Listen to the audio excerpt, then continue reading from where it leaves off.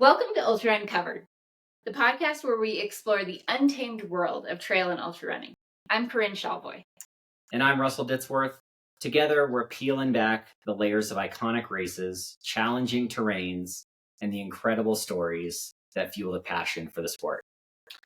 Get ready to uncover today a high-altitude Colorado classic.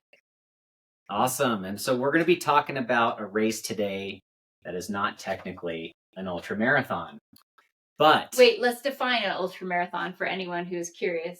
What defines an ultra marathon? I would define an ultra marathon as any race in distance longer than a marathon, and the typical entry level distance might be 50K. Okay, anything longer than 26.2. So I don't know. I might have to argue because I think I saw somewhere this race might be 26.4 miles. So maybe, but because of its nature, because of the terrain, and because of how long it takes most people to finish, certainly could be considered an ultra marathon. So today we're talking about the Leadville Trail Marathon. And we have this little back and forth about if this is an ultra marathon. Believe me, this Leadville Trail Marathon is every bit as hard as entry level 50Ks in other areas. So to me, this falls squarely in the category of ultra marathon. Okay, I agree. And it's important because we are going to be talking about every single race in the Leadville series on the next few episodes. So we wanted to uncover, what makes up the Lead Man and Lead Women series and talk about every single race that's a part of that series, starting with the Leadville Marathon, which is the first of those. So we want to give a little bit of insight into everything you can expect if you are one of those crazy people who wants to do one or maybe someday all of the races in the Leadville series. Yeah, the Leadville Race Series occurs in Leadville, Colorado over the summer months. This is the first in that series, and this year it occurs at the end of June. Traditionally, it occurs in the middle of June, but they've moved the date, and we'll talk about that a little bit later. And then it ends at the end of August with the 100-mile race. So all of this is condensed within a 2-month period over the summertime. Yeah, and you should stay tuned and definitely follow along because we have something really exciting planned in particular for the Leadville Trail 100 episode. It's going to be really different and fun. So I can't wait for that. But before we get into the Leadville Marathon, we got to talk about what we're drinking and our shoes for today. Sounds good. What are you wearing for shoes, Russ? So today I am wearing the Nike Ultrafly ones. I've now broken these in and put maybe 50 or 60 miles on them, and I'm starting to really like them. So it is a plated trail shoe. It's not super light, but it's lighter than the Nike Peg Trail, which I am traditionally wearing. So I'm excited about these shoes and excited to wear them for summer racing and training. Nice. They're very, they're a little dirty. You can't get a white shoe. Yeah, it's a white trail shoe. Yeah. There's not a whole lot you can do to keep these things pristine, but they work pretty well. I'm giving you a hug, but I'm just jealous because I don't have a pair yet. I would like a pair, and I've tested them, but don't own a pair. So, and what are you drinking? And then for what I've got to drink here, I have got the Hoplark sparkling water. This is the Citra Hops version. It's got kind of a citrusy flavor to it and very refreshing. Enjoying these from Hoplark. Yeah, Hoplark, non-alcoholic beverages. Yep. Cool. I am drinking a Corona non-alcoholic. I don't really like beer, but I kind of like Coronas sometimes, and I like the Corona NAs for some reason. Okay, but I'm going to do something crazy. And I don't know, just thought about this before the start of the pod and put some Scratch hydration in there, some lemon lime. I think it could be good. Let's see if this explodes all over the place. I have no idea what's going to happen right now. Mix it just a little bit. Oh, there it goes. Oh, goodness gracious. Okay. All right. Well, we're going to let that settle down, and then I'm going to drink This is live. This is live. Yeah, so tune into YouTube if you want to know what just happened. While that beer is doing what it's doing, I will talk about my shoes, which, okay, you got to tune into YouTube again to see these. I want to know if people think these shoes are cool looking or ugly, because I think you could probably consider them both. These are the Speed Cross from Salomon, and this is a very bold colorway, Speed Cross 3s. So Speed Crosses were, well, I don't think they were Speed Crosses exactly. I think they were like an XT, but similar to a Speed Cross that Rihanna was wearing during the Super Bowl halftime show. Awesome. And all of a sudden, Solomon's went crazy and were selling for way too much. Aftermarket Solomons. Aftermarket bright red Solomons. So anyways, I'm wearing these. They have massive lugs on them. I use them just more for a casual kind of fun, funky shoe. But yeah, let me know if you think they're great colorway. Okay. I think those colors work well together. Thank you. Yes. All right, let's try this beer. All right. Cheers. Cheers. Sorry, I drank before. It's pretty good. I think it's good. Can you taste the I can. lime in it? I'm not going to put any more because I don't want any more fizz. Yeah, you don't want to blow that up again. I can taste it. Lesson learned. Okay. All right. Let's get into Leadville. So, you mentioned the race happens in June each year, and they did move it a week later than traditionally this year. Full 2 weeks later. Full 2 weeks later, which is quite significant if you are also going to do the Silver Rush, which is now a week after. It is. So the following week. Silver Rush and Leadville Trail Marathon were traditionally 3 weeks apart. Now they are 1 week apart. And it does make a big difference for those that are doing Lead Man, Lead Woman. Yep. The other big impact, and the main reason that they did this is because the Leadville Trail or the Leadville Race Series works very hard to make sure that the race can run on the traditional route every year. They have snow at 13,000 feet at Mosquito Pass all the way through June. There's snow on it right now as we speak on June 3rd.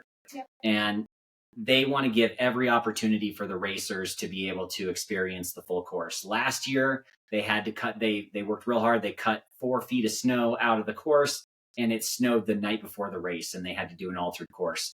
I think 4 or 5 years ago, they did an altered course for very similar reasons. So yeah, it changed it significantly. The reason why they want to do it is to give the runners, the opportunity to run the full course. But that means that we're 2 weeks later. It's going to be hot. It will be a lot hotter. That's something that racers need to be paying attention to and be aware of. Yeah. It's going to run very similar to the temperatures at Silver Rush, which is traditionally a very hot race. And maybe some of that fluctuation too, going up to 13,000 feet, starting early, going up to 13,000 feet, you might have that big swing in temperature as well. Like it could be cold at the top. People that are running this and spending 6, 7, 8 hours out there could definitely need a jacket up at the top. So you got to be prepared for all weather conditions. It could be very cold. It could be very hot. Yeah, and we'll talk later about nutrition, but that's along with the altitude, things to consider, that fluctuation in temperature, how it affects your stomach or how it affects your appetite. Also something to consider for this race for sure. Yeah. So a couple more specifics on the race itself. Starts at 6:30 a.m. the marathon. Yep. It is a rolling start starting this year. Yes. So they are having a number of waves that you elect upon registration, which wave you want to be in based on your estimated pace. I think they said self-seeding. Yeah. So even when you're there, I think you can self-seed into whatever wave you think is appropriate. Okay. They have 5 different waves, and they give you pace ranges and approximate finish times. So the first wave is if you expect to finish under 5 hours, second wave if you expect to finish under 6 hours, and it just proceeds from there. So you can self-select the wave that you want to start in. And I don't imagine these are going to be very far apart. They're going to start the runners. They might wait a minute or two, and then they'll start the next wave. Yeah. And they said they want to really try to mitigate just the traffic on Mosquito Pass in particular, as well as just enhance the runner experience overall. So it is somewhat of an out and back course, not technically an exact out and back, but you do, you're going to be crossing runners, and there are sections that most of it is wide enough that there's plenty of room, but also just want to kind of keep people spread out if possible, I think. Yeah, I think it's a good move by the Leadville Race Series. I just did the Boulder, which has 99 waves, and they seem to get 50,000 runners on a 10K course. So for Leadville Race Series to put this together and do some waves and spread some runners out a little bit, I think it's a great thing. Yeah, awesome. So you're going to be starting at Leadville, the town, 10,158 feet. That is your low point for this race. That is the low point. You will never go under 10,000 feet Correct. For this race. And high point is the top of Mosquito Pass, as long as the course that year is run to the top of the pass. Yep. And that is 13,179 feet. So high point of 13.1 or almost 13.2, low point of 10.2. Yep. And so that's a difference of about 3,000 feet. But tell me, how many feet of elevation gain does this race have? The race on a traditional year has around 6,000, little more than 6,000 feet of elevation gain. So double the amount. Correct. From the high point to the low point. So this is not just a route that goes from the low point up to the high point and back down. Yes. They do have a race for that called the Heavy Half Marathon. It's a 15-mile race, and it does basically take you just straight up and then straight back down. But for the marathon distance, we get a little bonus in there for ups and downs. Right, which means that there are a lot of those, or a number of you are continuously moving, usually either up or down. Poles are allowed for this race. I have heard of people using poles for the entire race. So if that's something you like to do, if you're comfortable, if you feel like they would be helpful, feel free to use them. I know the front runners, certainly do not carry poles, and yeah, wouldn't engage them, but it is an option for you. I would say if you're expecting to finish under 6 hours, I think poles would not necessarily be an advantage for you. I think that might be the threshold there.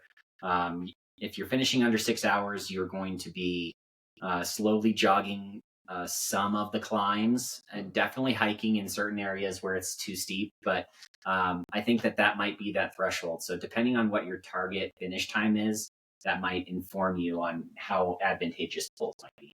Yeah, and I think we'll talk a little more about kind of the course itself and the grades, but there's never anything that is extremely steep in this course, right? From a grade standpoint. So 9-hour cutoff. If you were to start at 6:30, the cutoff is at 3:30 p.m. in the afternoon. Correct. For the race.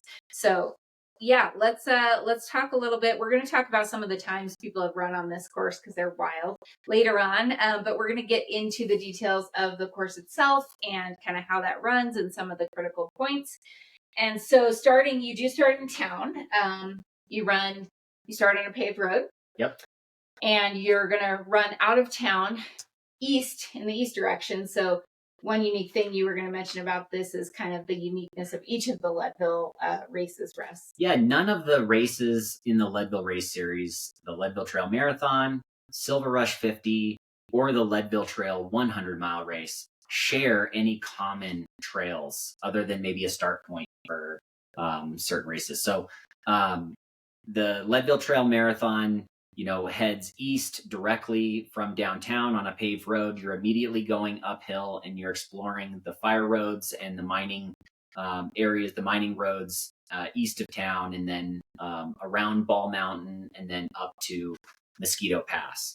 And that doesn't share any of the common roads or pathways from Silver Rush, which is a little further south of that, and then the Leadville Trail 100, which goes directly west around Turquoise Lake and then south on the Colorado Trail to Hope Pass. So one of the interesting things is if you do all of these races, you get to explore all the different areas of Leadville.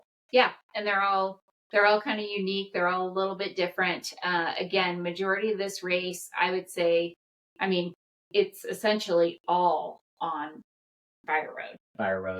Some that are more maintained than others, but there, for all intents and purposes, is no single track on this course. So that's good and bad. That's what it is, and some people enjoy that, but you're not going to be running any single track here. I wouldn't say, we say fire road and people might think, oh, it's not technical at all. Oh yeah. But there's going to be, these are unmaintained fire Mm-hmm. roads. These are unmaintained, access ways. Mosquito Pass is rocky and loose.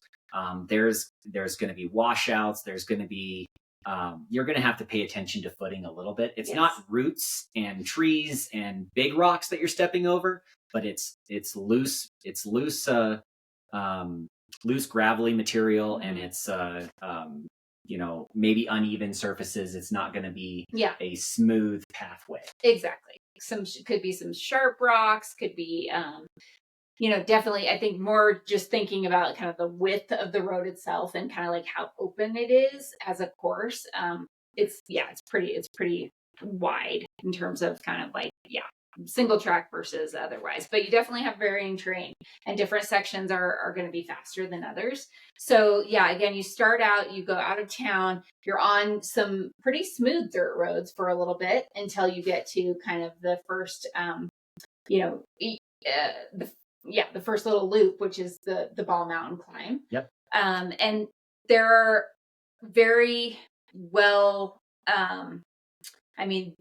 both, I guess, there's a lot of aid stations, and they're thoroughly like, they're spaced out well. You hit an aid station 2.5 miles into the marathon. Adelaide aid station you hit right away. Then you do a tour around Bell Mountain, and you come back to that same aid station before you head up towards Resurrection and towards the big climb up Mosquito Pass. So there's a lot of aid stops. There's technically only 3 aid stations, but you hit one of them 4 times, and you hit one of them twice. Right. Adelaide, Resurrection, and then Mosquito at the very top. There is a very small aid station. We've had some It's more from a safety perspective. Yeah, our friend Justin has taken his troopy up to the top. The troopy, which is a totally like outfitted old Land Rover that holds, I don't know how many people can sit in the back. It's got 12 bench seats, so you could probably do like 6 on each side, and 12 people in the back of that thing. That's awesome. And probably also just to make sure everyone goes all the way to the top, turns around and comes back, just a little bit of a check, Oh yeah.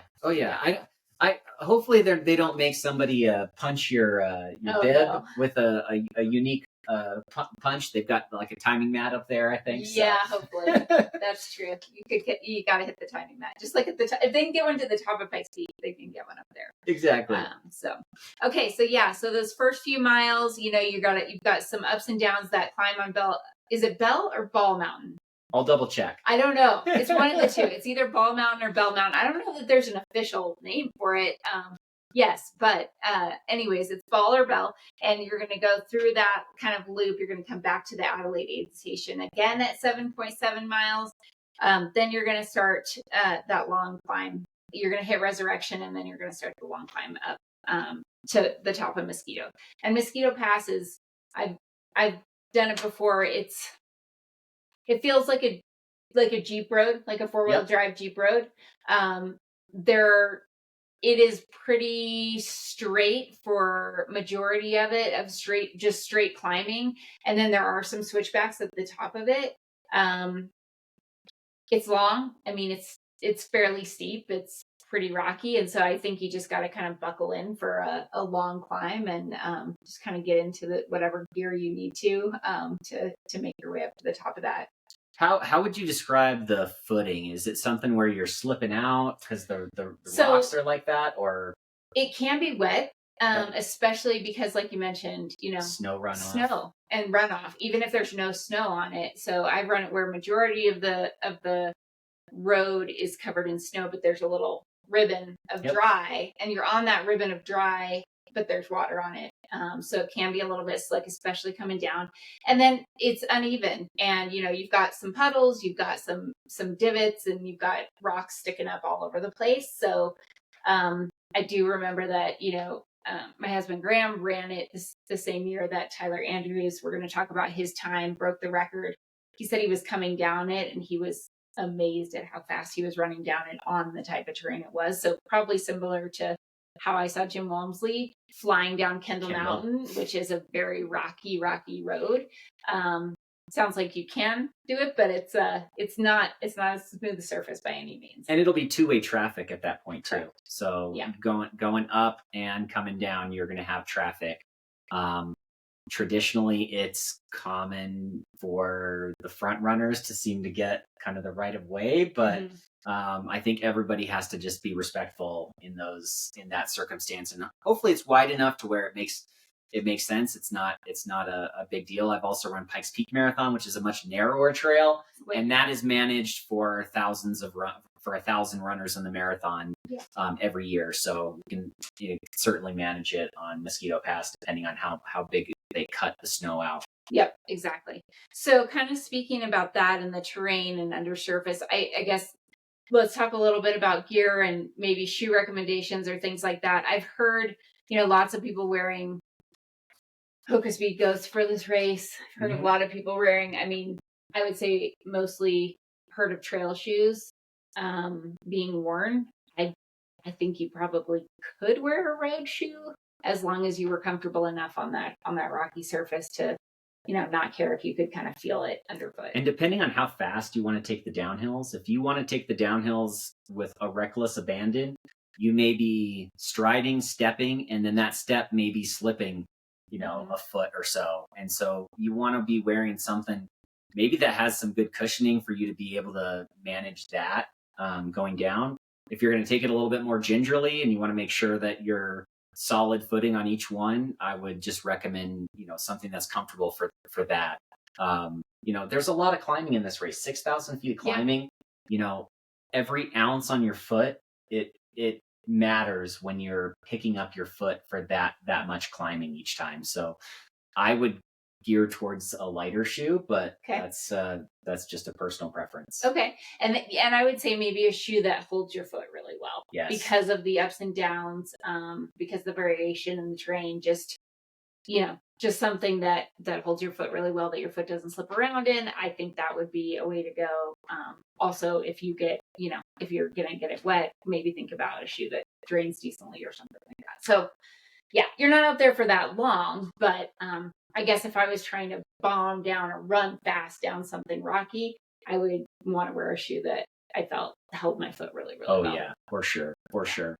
Now, if you look at the start line, the leaders of the race, I don't think I saw a single vest. I saw a lot of handhelds, but as we went further back, I think there's more and more wearing a vest, whatever is comfortable for you to carry items and fluids.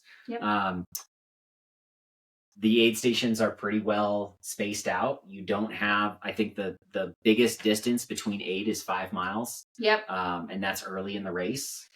Later in the race, they're even more tightly spaced. And that's just because at the beginning of the race, as you go around that opening mountain, Bell Mountain, we're going to go with Bell. You do an extra little loop on the way out that you don't do coming back. So it means that the aid stations are spaced a little bit more tightly. All the way to the end, you have an aid station at Adelaide, 2.5 miles from the finish. So if you want to go with a handheld and get that gear at each spot and that feels more comfortable for you, that is certainly a way to go. Yep. All right. Kind of a new, something new for this year is the new hydration and nutrition sponsors for the Leadville races. So new this year, Scratch will be the hydration sponsor, providing, yes, as we talked about the Scratch. I don't know if they're going to have hydration, and it'd be surprising to me if they had like high carb out there. I bet they just have Scratch hydration, an electrolyte drink, basically. Yep. And then Precision fueling and hydration. Precision. They won't have the 90s. They're going to have the 30s out there. That makes sense. they probably, from a cost perspective, probably. Maybe, but yes. So Precision offering gels on the course. Correct. Maybe will they have some caffeinated? Maybe, I don't know. They do have a caffeinated 30-gram gel. Yeah, the 30-gram regular and a 30-gram caffeinated. Yeah. Might have some of each. Yeah. Not sure. So. But the Precision gels do not have electrolyte or BCAAs or anything else. It's just purely a carb hydrogel. kind of similar to the Martin. If you haven't tried Precision, I use it now. It took me just a little bit to get used to the taste, but now I really enjoy it. Yeah, it's really easy to get down. I feel like it's a good consistency, not too viscous, not too thick. Really kind of easy to take in. And yeah, they're kind of all the rage at the moment.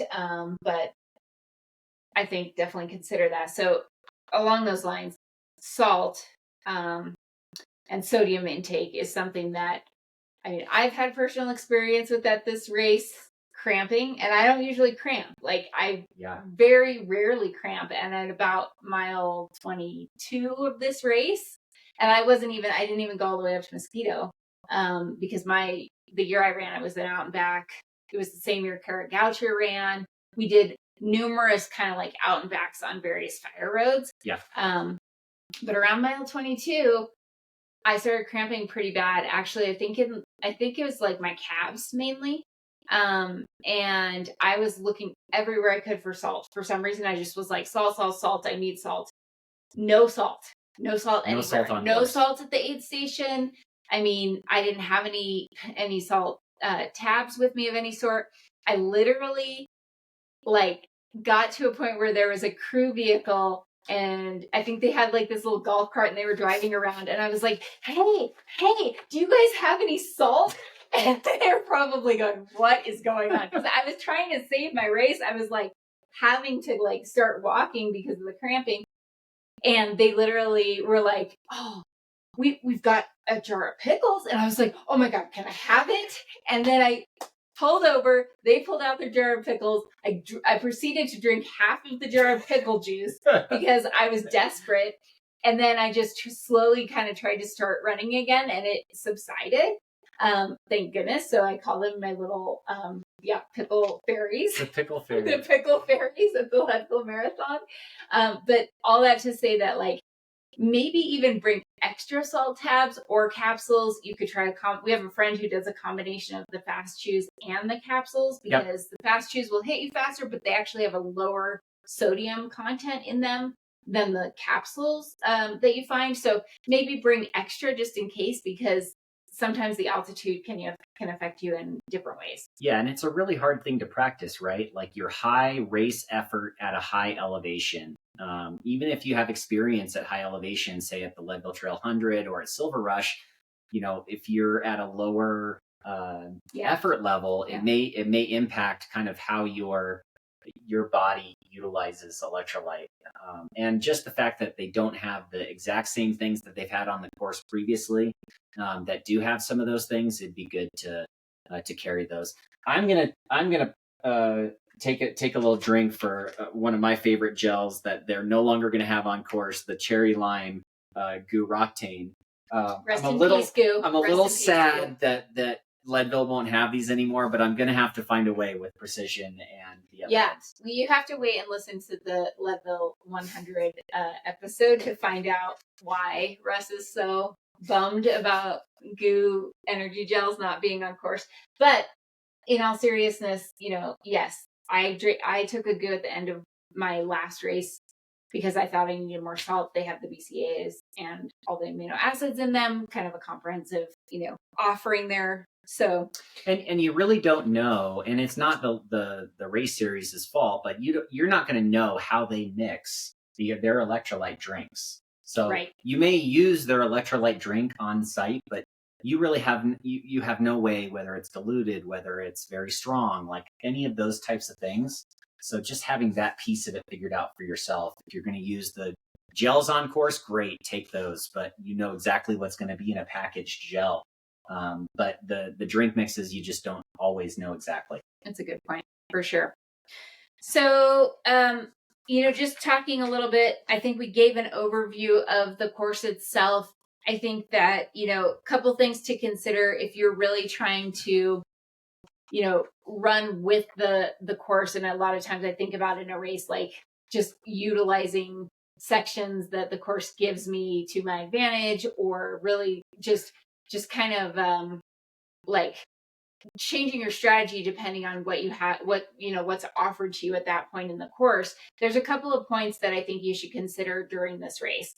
one coming back over Bell Mountain is notoriously going to be, you could kind of think, oh, I'm done with the big climb. And I think you need to keep in mind mentally that you still have another decent climb. And it's going to feel hard because you have, 7, 8, it actually comes well at the end of the course. You've got 20, probably like 22, 23 miles on your legs already.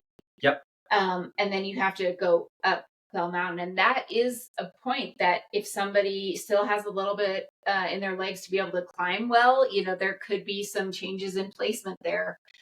Somebody else that's reduced to a very slow walk up that, might be overtaken. And then just thinking about trying as much as you can to keep a little bit in your legs for the last couple miles, because they can be very fast. Yep. Tyler Andrews, who has the record on this course, I took a peek at his Strava. The last 3/4 of a mile, he was running a 4:45 pace down this. So you do have some smooth downhill miles at the very, very end. If you can turn it on there, try to just try to save a little bit in the tank for that. To throw a few stats out there, it's 6,000 feet of elevation gain over the whole race, and I like to think of it as and it calculates out this way: you gain about 4,000 of that on the way up. You still gain 2,000 feet of elevation after you hit Mosquito Pass on your way back down. Yep. And 800 feet of it is that climb that you're talking about around Bell Mountain, down at mile 21. From mile 21 to 23 about. And then you've got a little climb left, and then the screaming 2.5 miles down, which can be very smooth. You see a lot of people on Strava with that have legs remaining, and some of their fastest miles are those last few miles into the finish line. Awesome.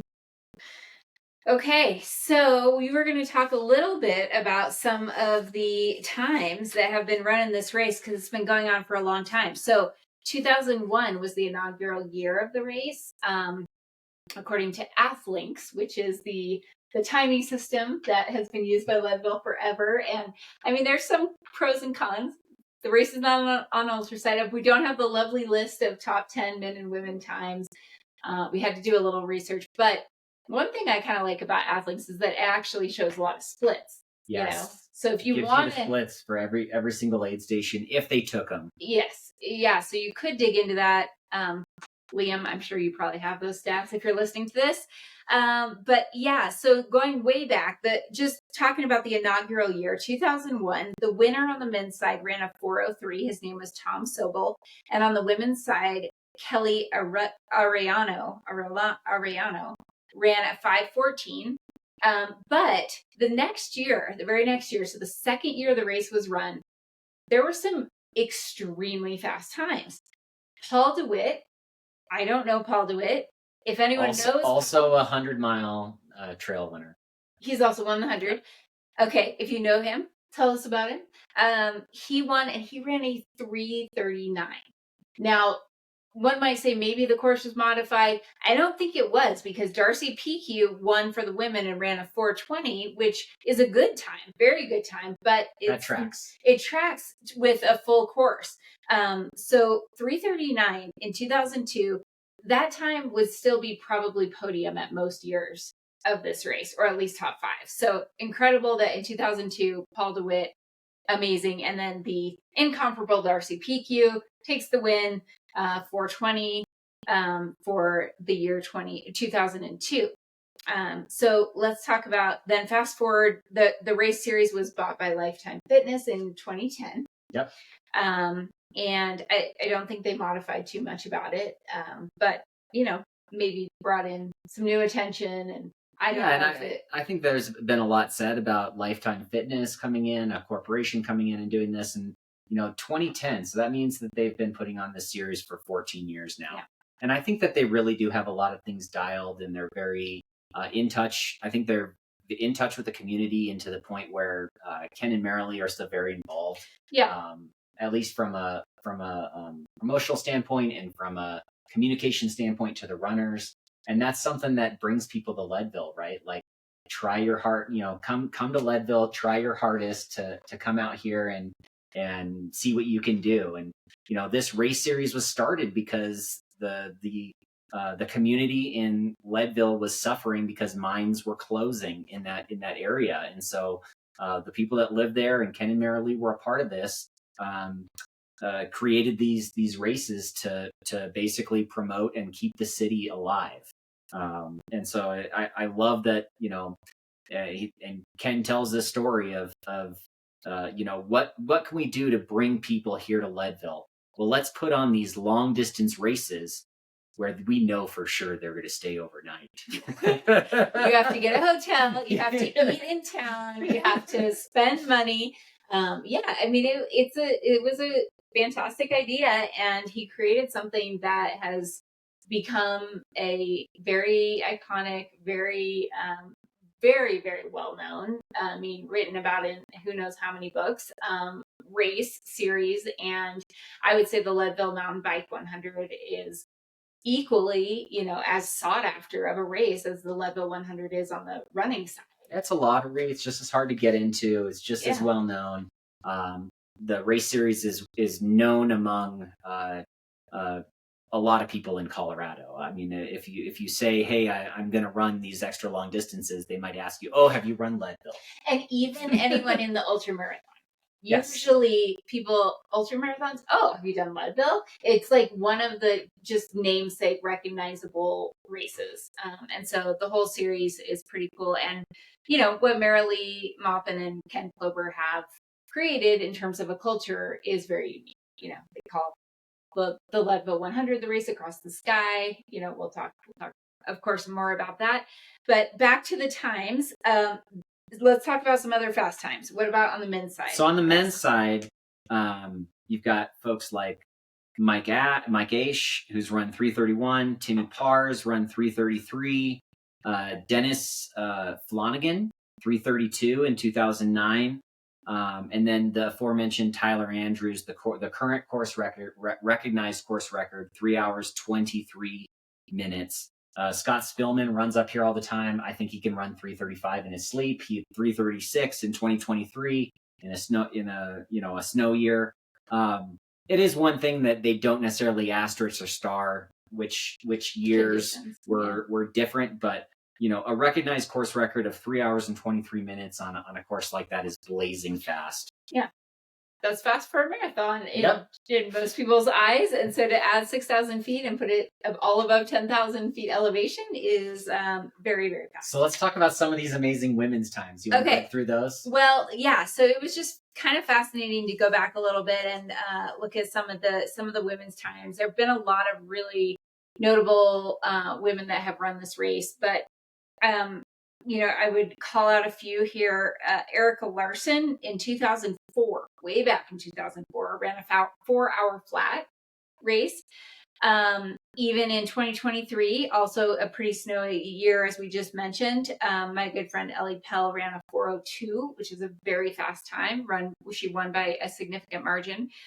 Brittany Charbonneau, as many of you know, the funny runner, in 2021, she ran the marathon, which is a long race for her. Well, now she's bumped up a bit more, but she ran a 4:14.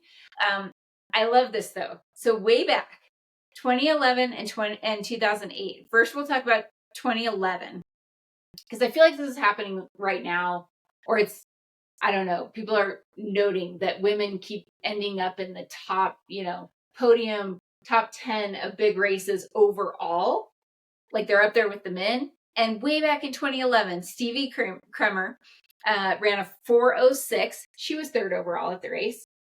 And who we think probably is the course record for the women was 2008, Carrie Nelson. She ran a 3:58, so a sub-4, 3:58, and she won the race overall. Won by a minute overall. Won by a minute. So, would have loved to see that. Fantastic. Awesome. First overall. Yeah. And like we said, all of these potentially maybe different courses, but we're taking the information that we know off of Athlinks, and then certainly Brittany's for sure was the traditional course, 2021. And I know Ellie's was as well. Ellie's was slightly modified. It was a little bit modified. Yeah. But 2021, was it 21? No, which year did I run it? 2019. 2019. With Kara Goucher. Yes, and with Tara Kara Richardson. Goucher. Correct. That year, Tara ran, I think, like 3:22. 3:22. So we had a very modified course. I ran a 3:55. I got third, or 3:53, something like that, and got third.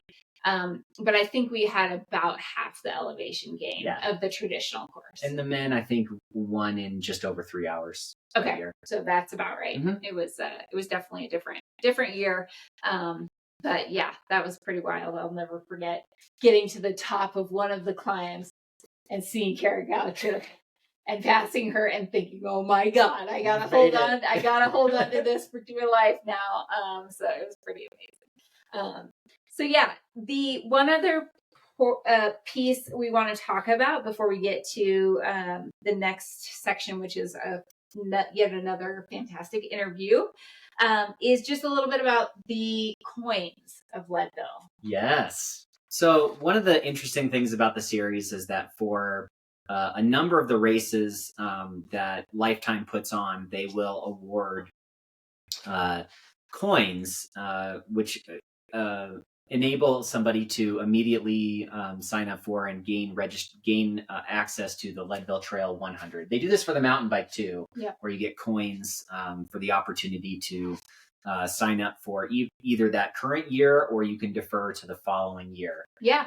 And they give out, at this race, they will give out 50 coins, and half of them are given based on performance, split across the age groups, and then half are given as a basically just like a pull it out of a hat lottery. Yeah, like a lottery, pull it out of a hat at the end for whoever stays and is interested in participating. They don't automatically take all the entries. They just take who is present, must be present to win. Correct. Situation. Yeah. And so, this is a way for people to gain entry into the Leadville Trail 100, and it is not necessarily an easy race to get into. It is a lottery.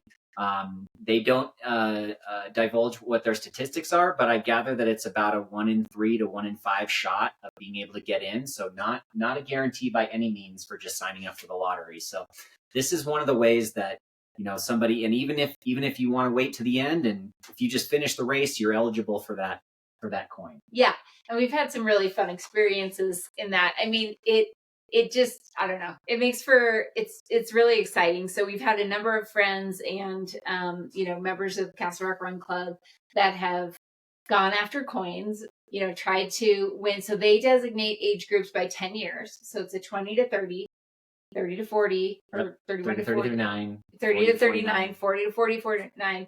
And then what they do is basically allocate based on the percentage of entries. Yes. So if there are a ton of 30 to 39-year-olds, there will be more coins given for that age group than another age group that has fewer entrants for it. And so at the very end, they'll call up, 1, 2, and 3 and say, "Do you want your coin?" And it's always awesome to watch people be like, "What is this? Do I want this? I don't." Some people know exactly what they're going to do. Some people have to think about it. Some people are like, "Sure, why not?" If they don't take the coin, then it keeps rolling down, and they will call out, and they'll just keep going. This is not like the Western states. They'll keep going down the list until they get to the number of coins that are designated for that age group. Correct. Yeah. So you don't know in advance how many are going to be given. I think 2 to 3 in the very popular age groups is very common. I think in Silver Rush they had 4 or 5 for the 40 to 49 one year. And sometimes they only have 1 if it's like they will do at women's least 1. 20 to 29, and they will do at least 1. Yeah. If there was a participant in that age group, they will do at least 1 in every single age group. Yeah. But we stood there, and my husband Graham was trying to get a coin, and I think he had placed 6th or 7th, and so he's just waiting. He was waiting, and the first the 2 of there were like 3 or 4 coins. And 1 took it, and then 2 did not take it, and they called the next name, and that person wasn't there. Yes. And then they say, "No, nobody's there." They call the next one, and that person declined it. And then we're just waiting to hear what the next name is, and it comes up, and it's Graham Shalvoy, and everybody freaks out and starts cheering and hugging each other, and it was super exciting. But like you said, that's not the only way. If you stay at the award ceremony, which also just kind of adds to the ambiance in the community, then you're allowed to go put your bib number into the hat, and they just draw the remaining coins that were not taken at the very end for anyone who is still there in the audience. And that's a pretty good shout because there's not a ton of people that stick around. A lot of people don't stick around. Yeah. So, it's a way to do it. And then especially if it's bad weather, like just put a raincoat on and hang out, and there's a decent shot, you might get into the Leadville 100. There are literally people crying that they're so excited that they got into the race. They do give you a physical coin. It's very cool. Yes. And then you do have to sign up very immediately and pay the registration. Pay the registration fee. So, but it's cool that you can defer a year too. Yes. So you don't have to worry about if you're going to run Silver Rush, immediately turning around and running the 100. You can defer a year, which is you have to pay right away. But you pay right away, but then you're in for the following year. Correct. Yeah. So it's a really cool aspect and just another piece of Leadville that makes it unique. And so. All right, I'm going to give you a surprise question here. Uh-oh. So Leadville Trail Marathon occurs on June 29th in 2024. Yes. There's also another race happening on June 29th. You want to tell us a little bit about what you're going to be doing on June 29th? Oh, I will not be at the Leadville Marathon this year because for the first year I am going to be at Western States 100. Nice. And the race starts on June 29th. So I will be out there a few days beforehand, supporting athletes through my work with the feed, primarily supporting Ryan Montgomery, who was a past guest on our show here. And golden ticket winner. Yes. Yeah. Crusher, hopefully gonna just putting in some amazing training, like, running Quad Rock 50 and then going and doing Memorial Day training camp the next week. Had no recovery. No recovery whatsoever. Basically ran a, course record worthy time at Quad Rock and probably ran a 100+ mile week leading into it and rolled right into 100-mile weeks right after it. Yeah, he's going crazy. So that will be exciting. And then also just, taking part in just all the community things out there. And I'm also going to be actually pacing the silver legend of this year's Western States, Betsy Kalmeyer, who is 62. She could be 63 now. She was 62 last year when I paced her at the Hard Rock 100. And Betsy has run 21 Hard Rocks, but has only run Western a couple of times. And she was chosen as the silver legend this year to run the race, which is going to be amazing. So I'm hoping to pace her the last 20 or so miles of the race. Well, I will be running the Leadville Trail Marathon. So unfortunately, I'm not going to be able to follow on the live stream while I'm racing. You can check it while you're racing. I have no doubt you could have it in your pocket listening but there'll be plenty of time afterwards. There will be. I'll be able to see what happens at the very beginning, and then I'll be able to clue in at the end and see where everyone's at. So. Yeah, that's kind of unique that those two races will be happening. Okay. The same day this year. Should we tease who the guest is, or do you want to talk about what we have coming up next? Sure. What do we want to say? Well, the guest that we have has already been mentioned on the show. Has an amazing time at the Leadville Trail Marathon and has run a lot of great Colorado races and races across the country. Mm-hmm.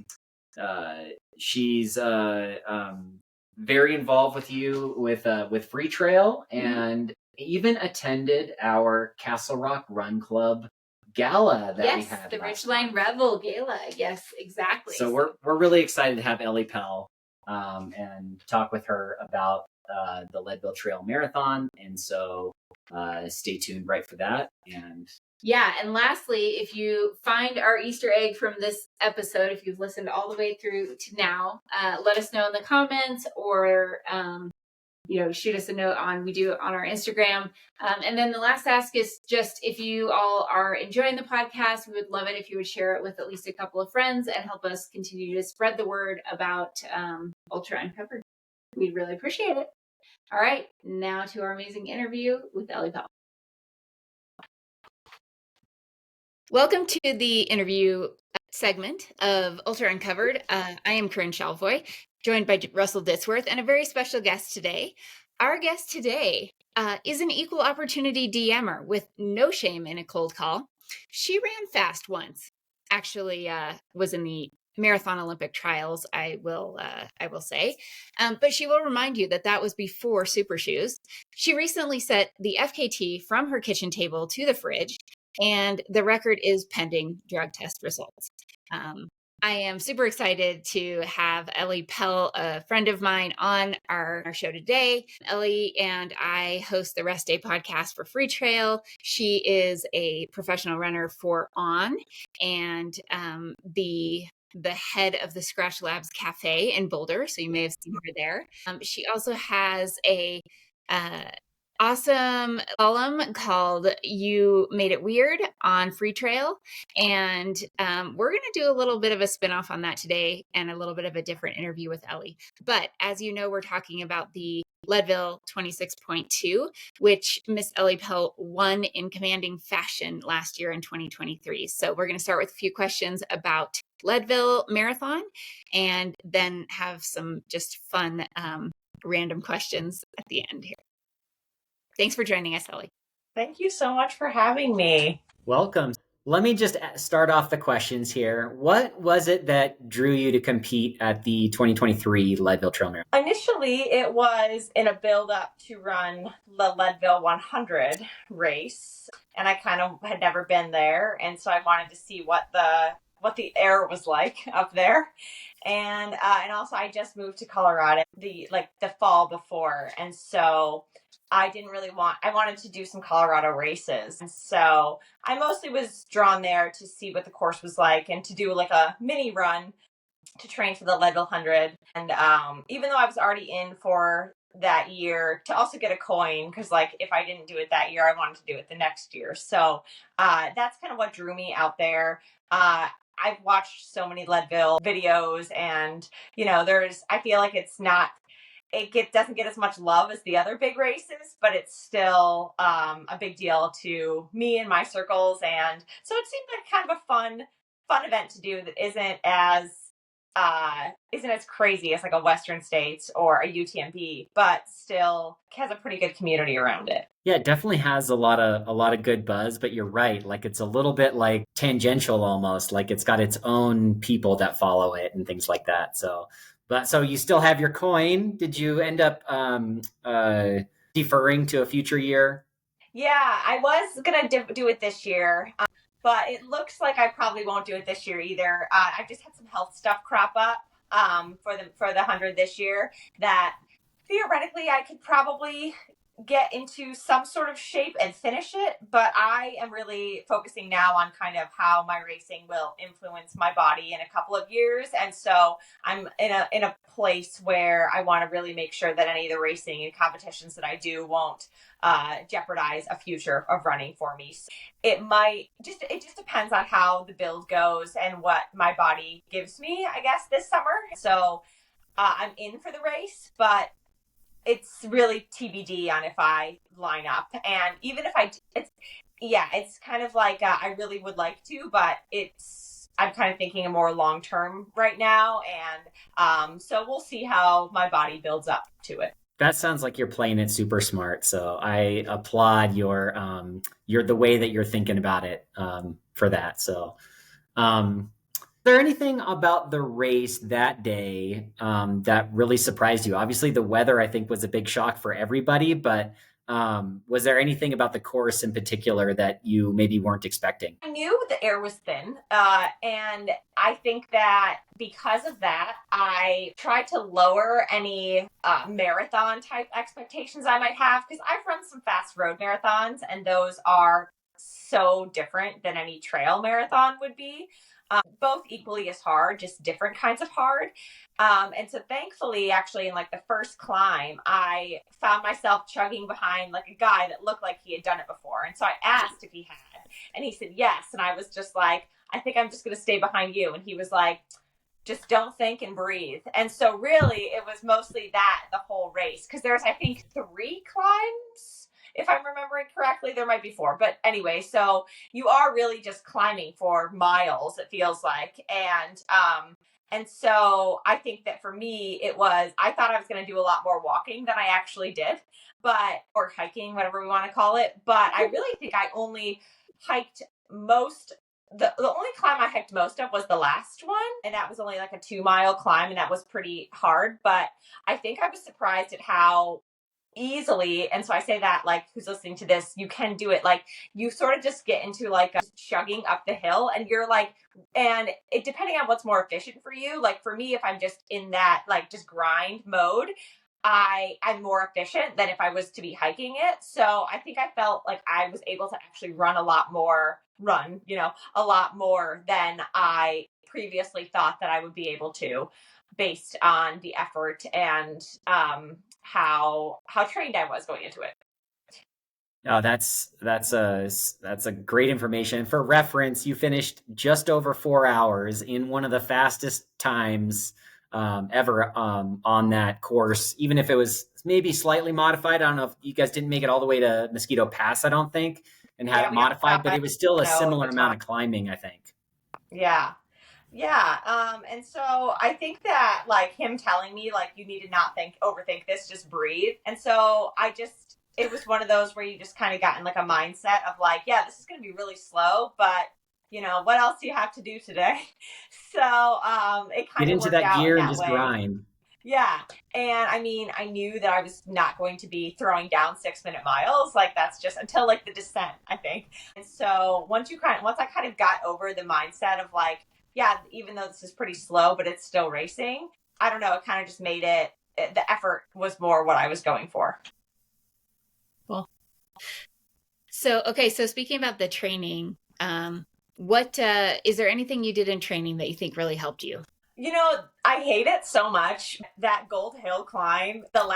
So we have this route that we do love to do it. I don't know what it is, because there are 3 miles where literally I want to kill myself and the person that invited me on the run.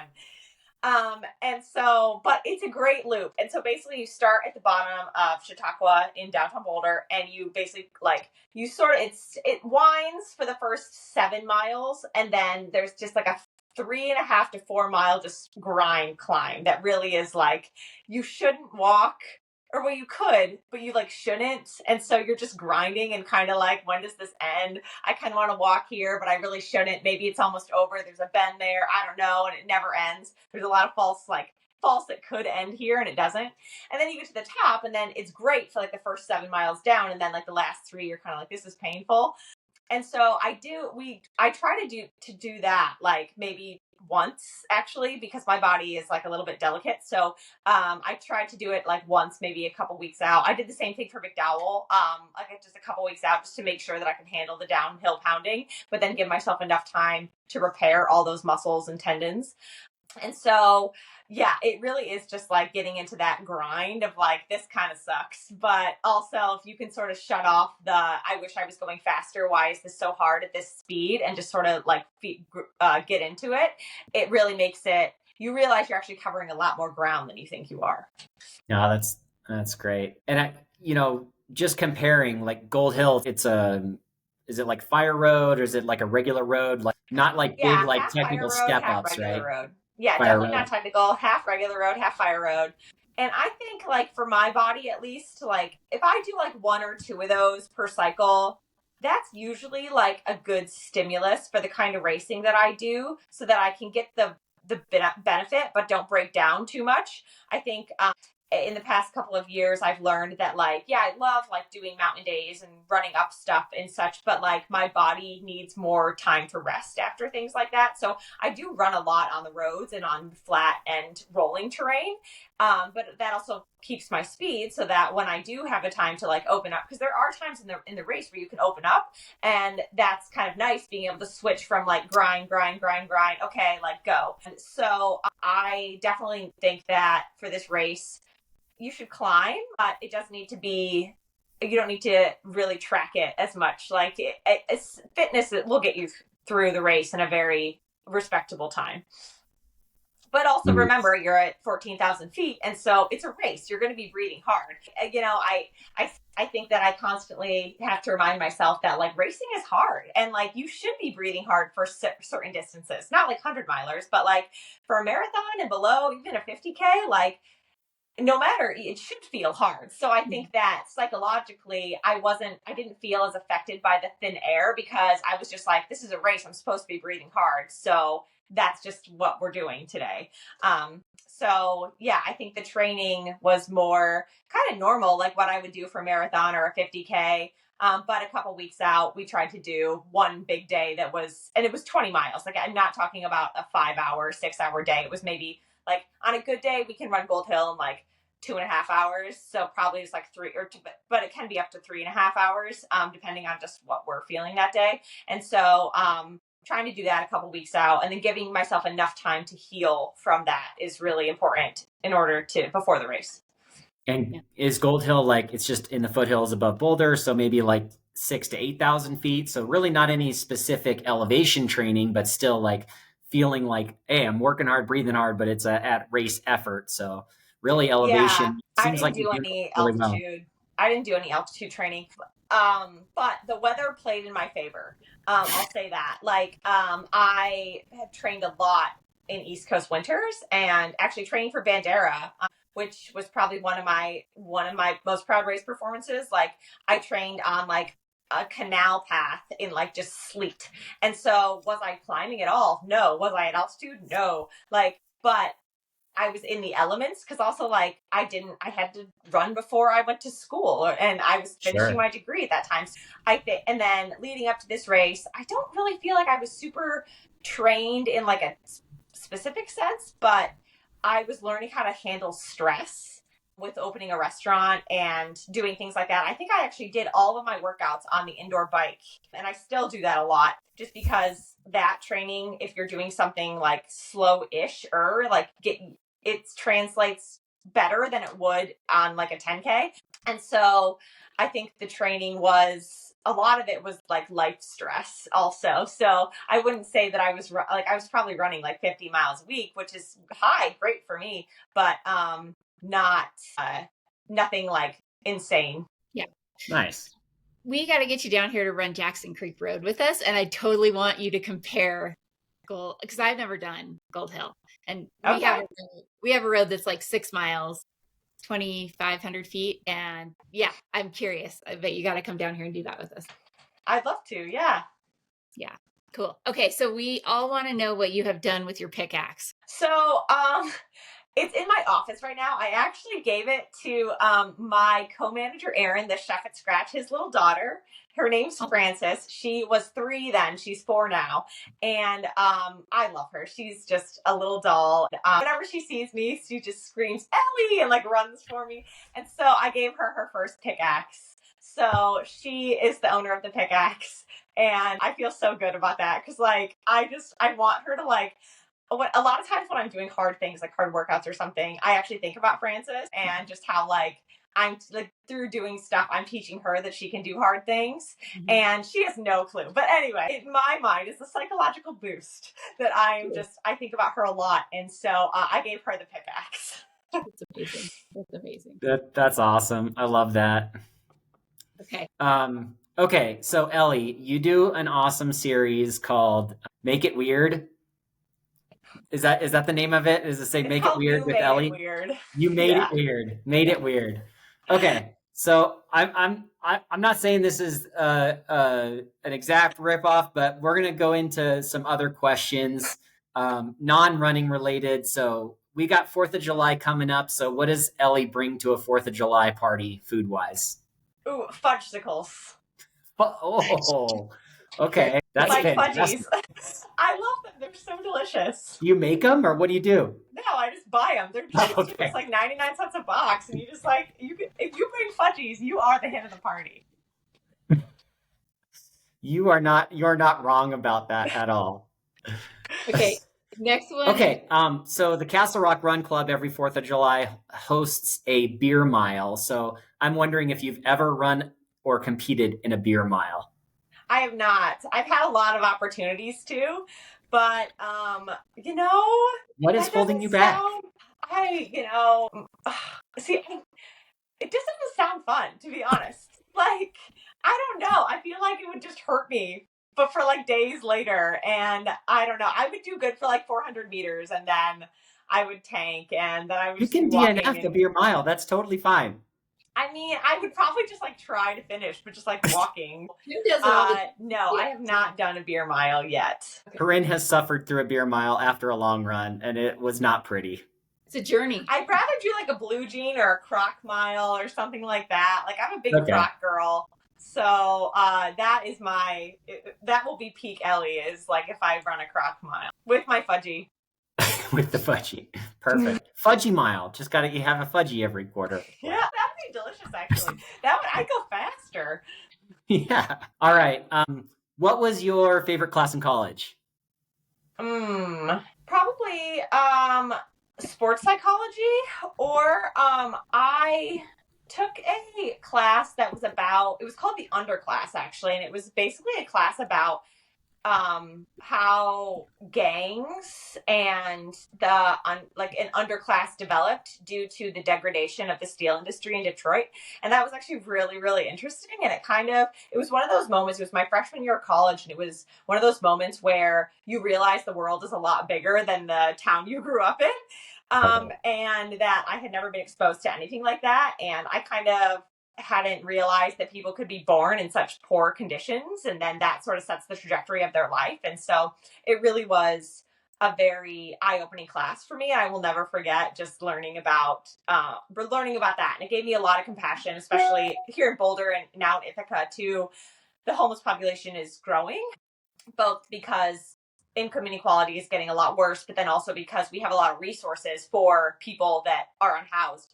And so it gives me like a lot of compassion for where I am, where they are, and then also thankful for where I am, because to be fair, like, a lot of people are only like one bad luck thing away from poverty as well. Anyway, I loved that class because it really gave me a different perspective on the world. Yeah, I mean, Boulder really is like it's got the mixes on all sides. And I know you're over at Scratch off of Pearl, right? And there, Pearl Street Mall's like, it's just a collection of like interesting people throughout the days and things like that. So I'm going to skip to this question because I'm interested in, and this kind of relates. Like, what's the weirdest thing you've seen on Pearl Street Mall? Every morning, we have a Scratch run on Monday mornings at 7. And so I usually run to Scratch from my house. It's like a mile and a half away. And every Monday morning, this man dressed as a pirate rapping gives me a high five. And it's pretty great. Like, oh, I love that. I don't know. Oh, that's probably, that's the highlight. I've seen a lot of interesting things, but I'd have to say that one stands out. Nice. Okay, so Scratch Labs, what's your favorite creation there currently? Currently, I'm really into the rice tots. So they're basically these tater tot looking things, but they're made out of rice. And then we press them and cut them into squares and deep fry them. And then we toss them in buffalo sauce. And so I'm into that. But I've made mistakes where I eat those before like an afternoon run. And I remember I was just going up Sanitas, like breathing fire. And so I won't do that again. Not a good race food, you guys. No, not bad. But that's just because of the buffalo sauce. I actually think the rice tots it's pretty high calorically, like dense fuel. But so I like that. And then our chocolate peanut butter rice cakes are phenomenal. So if anybody's ever had the Feed Zone Portables cookbook, there are these little rice cakes made out of sticky rice. So they're not crunchy. They're more of a solid food. And we make these chocolate peanut butter ones that are literally like chocolate rice and then layer peanut butter and chocolate rice. And they are delicious for like snack, for breakfast, it's great. And so I really like that right now as well. I mean, I'm sure those sell themselves, but the buffalo like tater tot fried things, like you got to just like, nobody knows what that is. How do you push that? I mean, just how I just did. I'll be like, you should get one. Because also I feel like it's how you sell it, right? Like I'm sure you guys know, like if I'm enthusiastic, the person's going to be enthusiastic. Because a lot of people come in for our breakfast burritos, which they are really good as well. And we always sell out. And so people are sad when there are breakfast burritos, but I'm like, no, I've got you. We're going to get you rice tots. And then they're like, what are Nice. rice tarts? And then they have them and they order them every time. So, yeah, we've had to, I think there's a lot of education that we've done in the Boulder community of what, like, just because we are a cafe, we have a full menu, like very good, fresh, healthy food. But, you know, walking in, you wouldn't think to get like something that's similar to ungiri, like an Asian rice, like package basically. And so, it's kind of been some education, but, I think it's catching on. Well, I was looking out for it because it's on the Boulder route, and I was dying a very slow death at that point, but Mm-hmm. I did see it and was like, "Holy, is it over there?" I don't know if you were there then, but Yeah, mile 5. yep, yeah, a nice downhill, but still, I was dying. I was dying quite a You should bit. have got some scratch. We were handing it out. Like, it's great. I think I probably did on the second lap. The first lap was a blur, and I had no idea, and was, like I said, dying a slow death. But the second lap, I'm sure I tried. Okay, Corinne, can you hear quite now, or? Yeah. Sorry, my internet's. I'm gonna throw my computer out the window. We have one more question. I don't think you've asked this one. Okay, you have to pick between these two: Boulder Boys, which is trail running podcast, or Coffee Club, which is an on podcast. Okay, so I know you know both of these, drama. right? All right, so if people don't know, the Coffee Club is on. They are really nice, but also I think like I have them on trail team, and then they're on like the on Olympic team, and so I only see them when they visit at Scratch, or like once a year when we do the summit. Because also they train at 10 a.m. and like who working besides like somebody that works like I do, I can't train then. And then the Boulder Boys is like this, like, it's basically just a group of friends that ran together, but then like they made it something and then everybody else made it something. And now it seems like there's a little bit of tension as who's like invited. We still like, I could call Adam tomorrow and be like, hey, you want to run, whatever. But like, there's this thing of like, do we need to get invited? Like, what's going on? And then there's like the free trail curse is in there. And so anyway, I mean, I definitely go with the Boulder Boys. I do. I know them a little better and I've run with them more. And yeah, so I would definitely still go with the Trail Boulder Boys, but the Coffee Club is cool too, but I would rather just they can sit there and like, you know, do their thing. So yeah, I definitely Boulder Boys. I'm glad you knew both of them, and I figured that this was a good version of a trail or road question.